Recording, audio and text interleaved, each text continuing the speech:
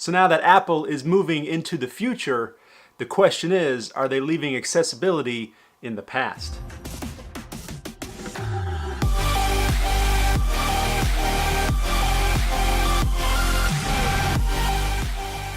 Hey guys, it's Sam with The Blind Life. That was a good question, wasn't it? That's what we're going to talk about today.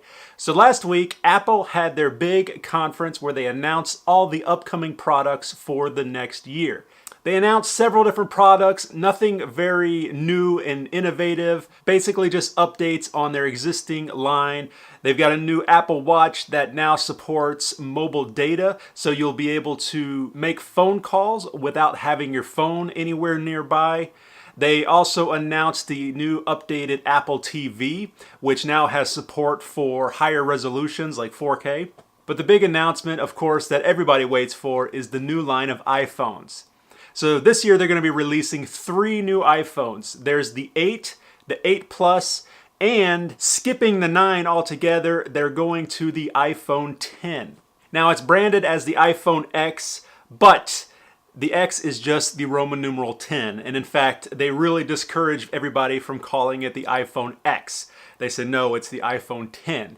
And the reason why they skipped 9 and went for 10 is because 2017 is actually the 10-year anniversary of the release of the very first iPhone way back in 2007. And it's this iPhone 10 that has me concerned, and what I want to talk to you guys about today.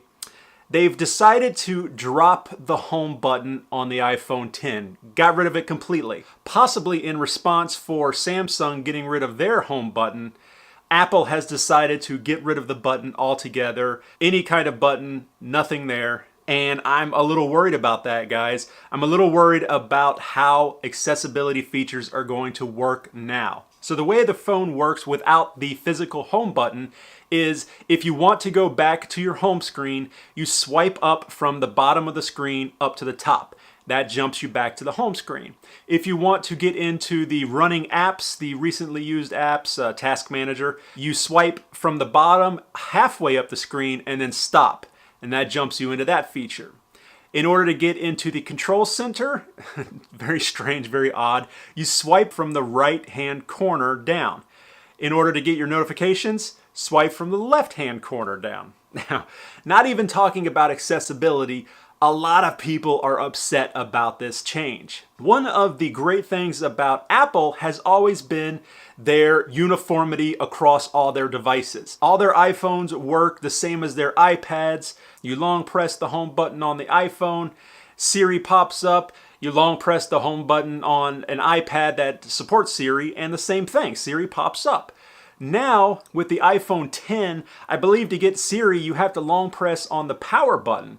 But don't hold it long enough that you start to shut down the phone, just hold it long enough that Siri pops up. So a lot of people are upset about this because if you own the new iPhone 10 and you own an older iPad, the controls are going to be completely different on both those devices. So without that home button, I'm very concerned about how the accessibility features are going to work, how VoiceOver is going to work. Several of these gestures that they have already have specific functions within VoiceOver. So how is that going to work? The home button was such an integral part of VoiceOver that people are going to have to completely learn a new way to use VoiceOver.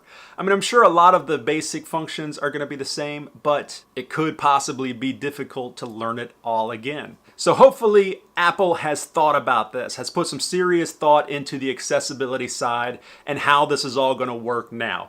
Hopefully this hasn't just been a secondary thought like, oh, let's put it out, it's cool, it's new, it's flashy, you swipe and swipe, there's no more button, it's really cool, and we're going to worry about accessibility later and all the other things. It's not as important right now, we'll deal with that later. Hopefully, I really hope that's not the case.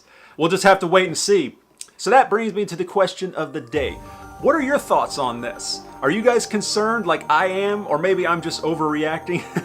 Let me know in the comments down below. And also, are you looking forward to the new iPhone 10 and planning on getting it when it comes out? We didn't even talk about the price. the $1,000 price tag of this phone, and that's just the baseline. That's where it starts. It only goes up from there. So let me know down below.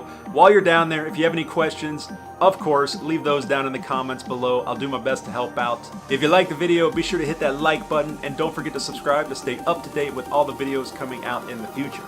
Thanks again for watching, guys. As always, this is Sam with The Blind Life. I'll see you next time.